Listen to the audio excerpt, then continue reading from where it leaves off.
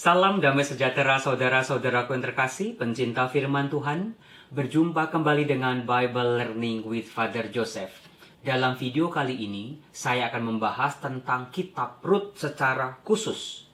Meskipun dalam video-video saya sebelumnya, saya pernah mengangkat tentang tema Rut dan Naomi. Bagaimana relasi unik antara mertua dengan menantu ini. Tetapi tidak banyak yang tahu bahwa di dalam kitab Rut ini ada begitu banyak informasi-informasi ataupun hal-hal yang menarik, termasuk beberapa hal yang harus diluruskan supaya pemahaman kita menjadi utuh ketika kita membaca dan memahami kitab ini. Fakta yang pertama yang dengan mudah kita temukan adalah kalau dalam kitab-kitab lain dalam kitab suci, kebanyakan didominasi oleh para laki-laki. Tetapi kitab Rut ini unik. Karena kisah yang diceritakan dalam kitab Rut ini didominasi oleh tindakan-tindakan, pilihan-pilihan, bahkan keputusan-keputusan berani para perempuan. Fakta yang berikut adalah ternyata dalam kitab Rut ini, dari bab awal sampai bab terakhir, kita bisa melihat gambaran utuh hidup seorang perempuan yang digambarkan begitu bahagia, memiliki suami, memiliki anak laki-laki, sampai kebahagiaannya hancur berantakan karena kematian laki-laki dalam keluarganya. Dan juga yang paling penting, bagaimana dalam kitab Rut digambarkan perjuangan kaum perempuan dalam membela haknya yang seringkali dipandang sebelah mata, tidak diindahkan oleh kaum laki-laki. Dan bagaimana perempuan-perempuan ini berjuang dengan bijaksana, dengan berani, dan kegigihan untuk bisa memperoleh kembali hak-hak yang harus mereka terima. Fakta yang berikut adalah, ternyata kitab Rut ini dikelilingi oleh kitab-kitab yang bernuansa sejarah. Dua kitab sebelumnya, yaitu Yosua dan Hakim-Hakim, maupun kitab-kitab sesudahnya, yaitu 1 Samuel dan 1-2 Raja-Raja. Kitab-kitab ini bernuansa sejarah yang menceritakan kisah sejarah orang Israel sejak mereka menetap di tanah Kanaan sampai mereka nanti dibuang ke Babel. Tetapi saudara-saudara, para ahli sudah sepakat bahwa kitab Rut ini bukan bercorak sejarah. Para ahli mengemukakan dua alasan mengapa kitab Rut ini ditempatkan setelah kitab Hakim-Hakim. Jawaban yang pertama adalah Rut bab 1 ayat 1. Di situ secara eksplisit terang-terangan dikatakan, pada zaman para hakim memerintah ada kelaparan di tanah Israel. Alasan mengapa kitab Rut ditempatkan sebelum kitab 1-2 Samuel adalah kita bisa temukan dalam akhir dari kitab Rut, di mana diceritakan dari pernikahan Boas dengan Rut lahirlah Obed. Obed inilah ayah dari Isai, Isai inilah ayah dari Daud. Nah, dari situ kita bisa melihat bahwa kitab Rut ini menjadi informasi latar belakang dari nenek moyang seorang raja yang menjadi tokoh utama dalam kitab 1 dan 2 Samuel yang bernama Raja Daud. Fakta yang menarik yang bisa kita gali juga adalah bagaimana relasi Rut dengan Boas. Banyak sekali pembaca kitab suci dan juga penafsir-penafsir dari aliran bebas menafsirkan dengan semena-mena Rut bab 3 ayat 8. Mereka menafsirkan dengan semena-mena bagaimana Naomi, seorang mertua, mengajarkan Rut, menantunya, untuk bertindak seperti seorang pelacur untuk menggoda Boas pada tengah malam supaya bisa dinikahi. Saudaraku yang terkasih, penafsiran yang seperti itu harus diluruskan karena tidak sesuai dengan konteksnya. Dalam teks kitab suci, kita bisa melihat beberapa informasi tentang Boas. Yang pertama, dia orang kaya raya, dia memiliki ladang yang luas, dia berasal dari kota Bethlehem, wilayah Yehuda. Selain kaya, Boas juga digambarkan sebagai seorang yang sangat amat baik hati. Dia mengizinkan orang-orang miskin untuk mengambil sisa-sisa bertih-bertih gandum yang jatuh pada waktu panen. Digambarkan juga bahwa ternyata Boas ini masih kerabat dari Elimelek, suami Naomi. Dan juga Boas ini ternyata punya peran bagi keluarga Elimelek, yaitu menjadi seorang penebus. Mengapa demikian?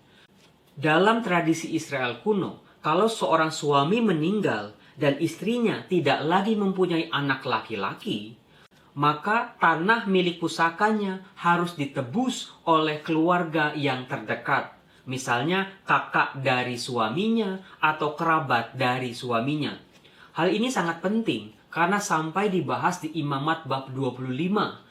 Jangan sampai ada orang Israel yang jatuh miskin sampai milik pusakanya itu dibeli oleh orang asing. Nah, semuanya itu cocok dengan situasi Naomi. Suaminya meninggal, anak laki-lakinya juga meninggal. Hal ini yang membuat milik pusakanya menjadi terombang-ambing. Meskipun Boas digambarkan sebagai penembus bagi keluarga Elimelek, tetapi dia tidak berada di urutan yang paling atas. Masih ada satu orang lain lagi yang lebih pantas atau lebih bertanggung jawab untuk menebus keluarga Elimelek ini. Tetapi digambarkan saudara-saudara, meskipun Naomi sudah kembali ke Bethlehem, orang yang seharusnya bertindak bertanggung jawab menebus keluarga Elimelek tidak melakukan apa-apa. Sehingga Naomi sebagai seorang janda tanpa anak laki-laki harus hidup dalam kemiskinan. Jadi di sini mau digambarkan ada hak dari seorang janda yang tidak diperhatikan oleh masyarakatnya. Inilah yang menjadi kunci dari kitab Rut ini.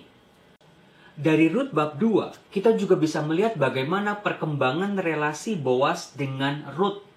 Dimulai dari bagaimana Rut sebagai seorang menantu harus menanggung kehidupan mertuanya dengan cara mengais-ngais sisa-sisa gandum yang belum sempat untuk diambil oleh para pekerja-pekerja di ladangnya Boas. Setelah Boas melihat Rut, tidak ada dalam teks diceritakan bahwa Boas tertarik dengan kecantikan Rut. Bahkan dalam teks tidak pernah diceritakan apakah Rut ini cantik sekali atau biasa-biasa saja. Yang membuat Boas terkesan bukan kecantikan Rut, tetapi apa yang dilakukan oleh Rut terhadap Naomi mertuanya. Bagaimana Rut meninggalkan ayahnya, ibunya, tanah kelahirannya untuk menemani mertuanya yang sebatang kara ini. Dari situ relasi berkembang, betapa Boas digambarkan sebagai pribadi yang baik luar biasa. Boas menyuruh Rut untuk makan sampai kenyang. Dan juga melindungi Rut supaya dekat-dekat dengan pekerja-pekerja perempuan. Jangan sampai Rut diganggu oleh pekerja-pekerja yang laki-laki. Setelah Rut pulang ke rumah Naomi, dia bercerita apa yang telah dialaminya.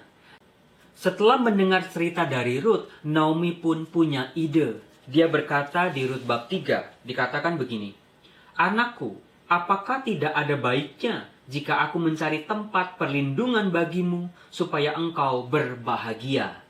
Singkat cerita, Naomi mengajarkan Rut tindakan-tindakan yang harus dia lakukan.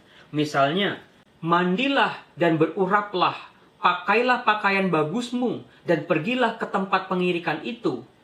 Lalu Naomi mengajarkan Rut langkah-langkah yang harus dia lakukan. Sampai pada akhirnya, Boas yang waktu itu sedang mengadakan panen raya, dia makan, dia minum dan bergembira, dan dia tertidur di atas tumpukan-tumpukan jerami. Rut hanya mengikuti apa yang disarankan oleh mertuanya, yaitu menyingkap selimut Boas lalu tidur di dekat kaki Boas. Saudara-saudaraku yang terkasih, apa yang dilakukan oleh Rut kepada Boas ini adalah sebuah kebiasaan dalam tradisi Timur Tengah kuno, di mana seorang janda menuntut haknya untuk ditebus oleh salah seorang dari keluarga suaminya.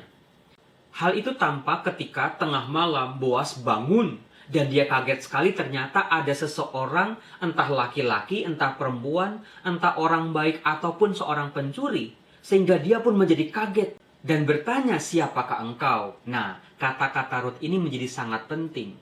"Aku Rut hambamu, kembangkanlah kiranya sayapmu melindungi hambamu ini, sebab engkaulah seorang kaum yang wajib menebus kami."